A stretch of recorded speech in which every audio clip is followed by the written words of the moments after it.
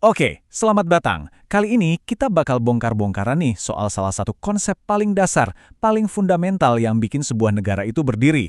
Anggap aja kita mau lihat blueprintnya, denah yang nentuin gimana sebuah negara dirancang dan jalan. Yuk, langsung aja kita bedah bareng-bareng. Coba deh, pernah kepikiran nggak sih, apa sih yang sebenarnya bikin sebuah negara itu bisa tetap kokoh? Bukan cuma soal tentara yang kuat atau ekonomi yang maju loh. Ada sesuatu yang lebih dalam, lebih mendasar, yang kerja di balik layar ngatur semuanya. Nah, jawabannya itu adalah sebuah arsitektur. Tapi jangan bayangin gedung atau jembatan ya. Ini adalah arsitektur yang nggak kelihatan mata, tapi jadi kerangka buat seluruh kehidupan bernegara kita. Keren kan? Dan arsitektur tak terlihat inilah yang kita sebut Hukum Tata Negara atau disingkat HTN. Ini tuh bukan sekadar tumpukan aturan yang kaku dan ngebosenin ya. Kalau kata Asep Rudiana, ini tuh arsitektur politik hukum sebuah bangsa. Bayangin aja kayak operating sistemnya negara yang mastiin kekuasaan itu jalan dengan teratur, adil, dan demokratis. Inilah fondasi yang bikin bangunan negara kita nggak cuma kelihatan megah, tapi juga benar-benar kuat. Oke, jadi apa sih sebenarnya hukum tata negara itu? Yuk kita kupas tuntas definisinya biar kita benar-benar paham intinya. Nah, ini nih intinya. HTN itu cabang hukum publik yang fokusnya ke 3 hal penting. 1. Soal struktur kekuasaan negara. 2. Soal hubungan antar lembaga-lembaga negara. Gimana sih Presiden, DPR, Mahkamah Konstitusi itu berhubungan. Dan yang ketiga, ini penting banget buat kita semua, soal hak dan kewajiban warga negara. Dan semua ini dasarnya ya satu, konstitusi kita, Undang-Undang Dasar 1945. Dan ternyata konsep ini tuh nggak cuma ada di Indonesia loh, ini konsep global. Setiap negara punya kerangka yang mirip-mirip. Coba lihat deh, di Belanda namanya Staatsrecht. Kalau di Inggris mungkin kita lebih familiar ya, Constitutional Law. Di Prancis ada Droit Constitutional, dan di Jerman ada Verfassungsrecht. Ini bukti kalau semua negara itu butuh arsitektur hukum yang sama buat menata negaranya. Tentu aja, di balik blueprint keren ini ada arsitek-arsiteknya. Siapa lagi kalau bukan para ahli hukum? Dan masing-masing dari mereka itu punya pandangan yang unik loh tentang gimana seharusnya negara ini dibangun. Yuk kita intip beberapa pandangan mereka.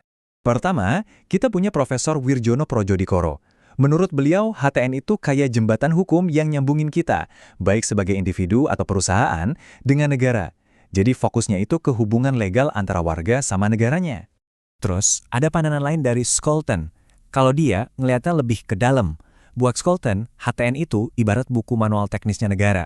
Fokusnya tuh ke gimana sih mesin pemerintahan ini kerja, siapa ngerjain apa, hak dan kewajibannya apa aja, dan gimana semua lembaga negara ini saling nyambung biar kerjanya harmonis.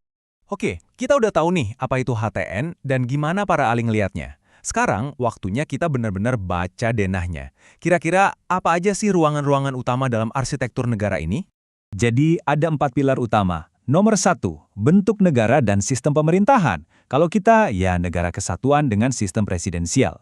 Kedua, soal lembaga-lembaga negara dan kuasanya. Contohnya presiden megang pemerintahan, tapi DPR ngawasin.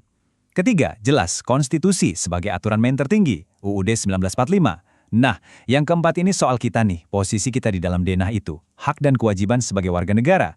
Mulai dari hak milih sampai kewajiban bela negara. 4 pilar ini bisa dibilang jantungnya hukum tata negara. Nah, sekarang kita masuk ke bagian yang paling seru. Gimana caranya blueprint yang teoretis ini bekerja di dunia nyata?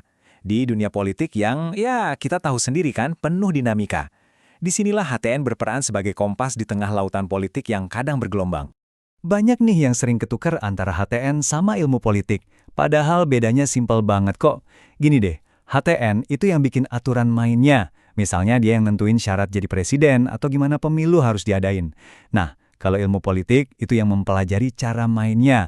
Dia menganalisis gimana strategi kampanye, gimana partai-partai berkoalisi, gimana perilaku pemilih. Jadi gampangnya, HTN itu lapangan bolanya, ilmu politik itu pertandingannya. Terus, ada lagi nih saudaranya. Jangan sampai ketukar juga sama hukum administrasi negara atau HAN. Kalau HTN tadi kan blueprint yang rancang mesin negaranya. Misalnya UUD 1945 bilang presiden berwenang angkat menteri. Nah, HAN itu buku panduan operasionalnya. HAN yang ngatur gimana kementerian itu kerja sehari-hari, kayak gimana prosedur bikin KTP, atau cara ngurus izin usaha. Jadi HTN itu soal siapa boleh ngapain, HAN itu soal gimana cara ngelakuinnya. Jadi, inilah kesimpulan dari semuanya. Di tengah hiruk-pikuk politik, Di tengah semua tarik-menarik kepentingan yang kadang bikin pusing, HTN itu hadir sebagai kompas. Dia yang ngasih arah, ngasih standar, biar kapal besar negara kita ini nggak cuma asal berlayar, tapi berlayar ke arah tujuan yang benar yang udah ditulis di konstitusi. Oke, kita udah lihat barang-barang denah dan arsitektur tak terlihat yang jadi penopang bangsa ini. Sekarang, pertanyaan terakhirnya buat kita semua, buat direnungkan. Setelah kita kenal arsitekturnya, menurut kamu, seberapa kokoh sih bangunan negara kita sekarang ini? Coba dipikirin ya. Sampai ketemu lagi di pembahasan berikutnya.